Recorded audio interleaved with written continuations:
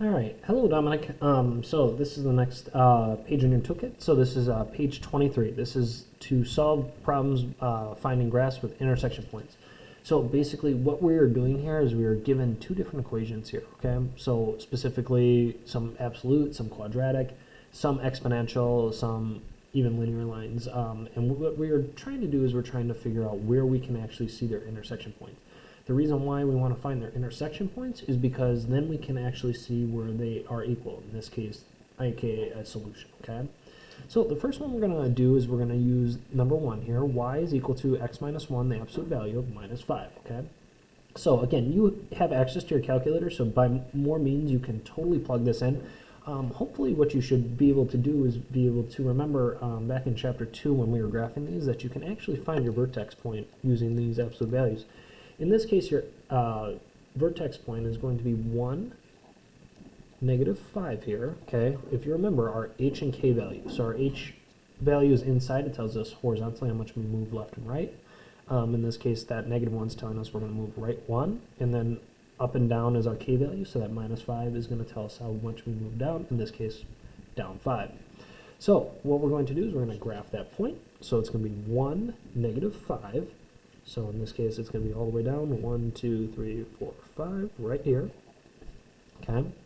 So now I'm going to graph that absolute value. If you remember, an absolute value, as long as it doesn't have a stretch factor or that a value on front, it's just up 1 over 1 each time. So again, looking along the lines like this. So all the way up.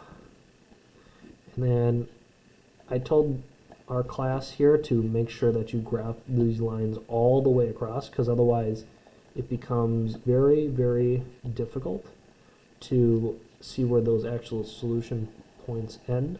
So in this case, we have our lines that end right about there, okay? The other one, hopefully you should be able to see, is very similar to the other one. It has a vertex, obviously, as the last one. So in this case, our vertex is going to be negative 3, positive 5, okay? So I'm going to move left 3 from my origin, and then up 1, 2, 3, 4, 5.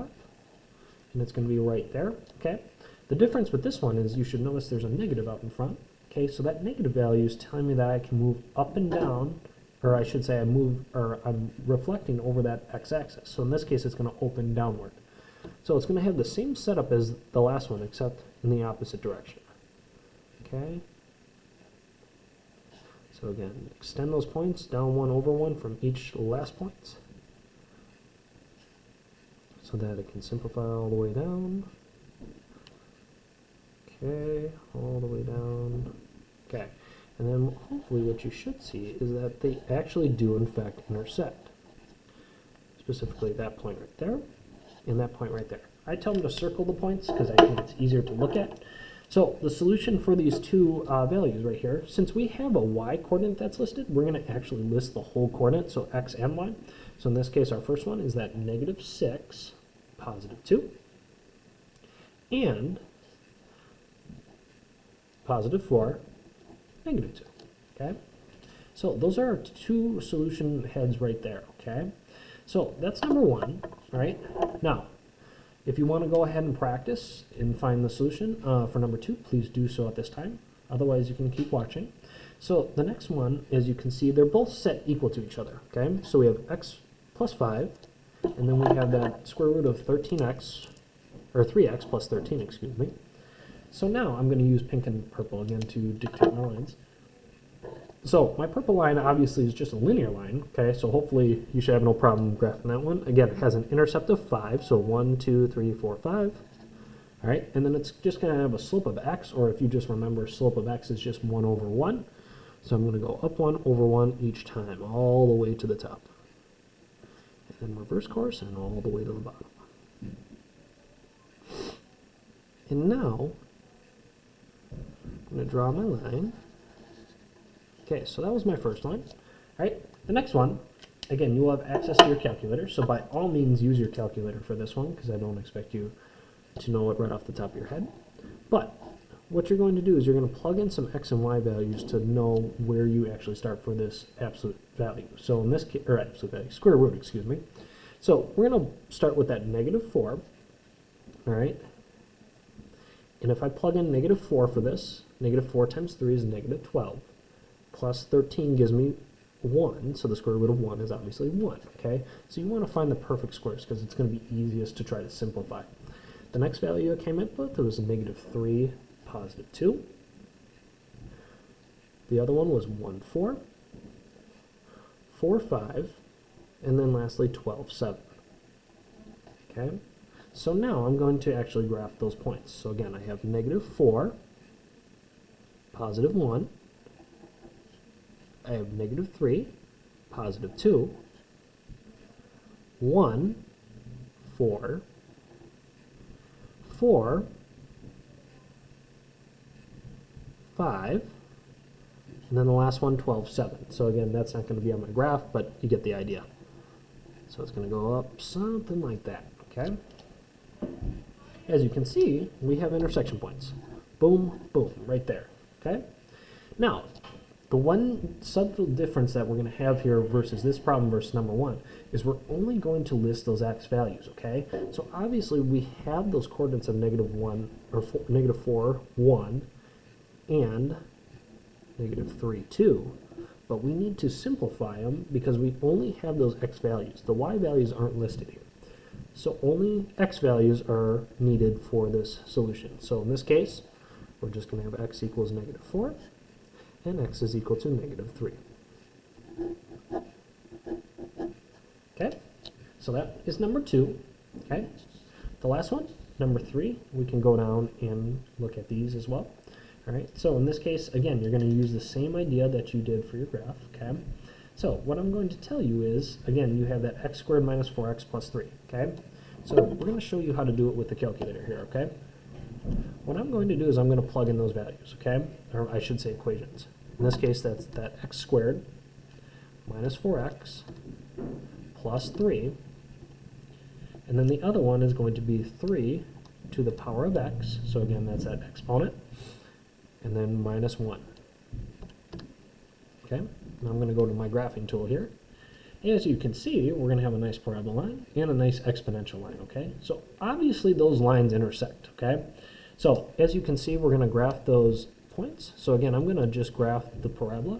So again, you can do that by going to second table. The first point, again, I'm going to graph in pink here,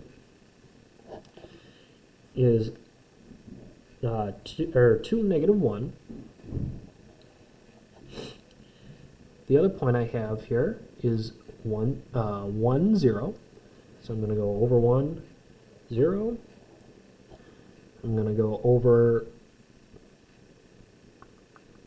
I'm going to go, 3, 0. I'm going to go 0, 3.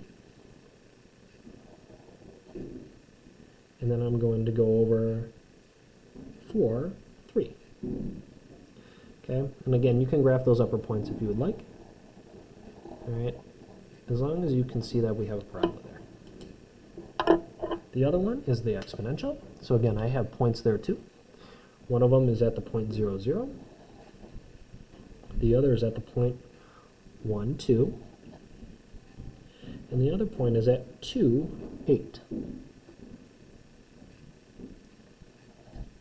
So we have a line that looks something like that. Now, what you should notice from the other problems is, in fact, that these solutions actually do have a solution point right here, only one to be exact. Now, the biggest problem is we don't know what that actual solution is because it is right in between kind of those grid marks. So there's a special way that we can solve these problems actually. So over here, we can say to calculate on your intersection, okay? What you're going to do is you're going to go to the second trace button, okay, and you're going to have a menu here. You're going to scroll down to option number 5 where it says intersect. Okay, now you're going to have this cursor that you can move around. Hopefully you can see that. Obviously you only have one intersection point here, so we're going to make sure that this intersection point is in between both of those bounds. So the first one is just looking at the blue line because I graphed the parabola first. So I'm going to hit enter there. That's going to put it in between there. And then I'm going to make sure that that line is close enough to that other exponential line, the red line, to make sure that it's close there. So in this case, you can hit enter again. You're going to hit enter one more time, so again, 3 times in step 4. and you're going to find out that solution. So in this case, as you can see, hopefully, that x value is at the value of 0.6, okay? 0.5. So in this case, I'm going to write it, my solution as x is equal to 0.605. Okay, so that is your solution for this problem. Okay, hopefully you have some questions in terms of just like looking at it. I think it's pretty straightforward. Hopefully, if you're having trouble maneuvering your calculator, again, please let me know if you, and I can help you, of course, okay? Otherwise, thank you for watching this video, and we will see you soon. Bye.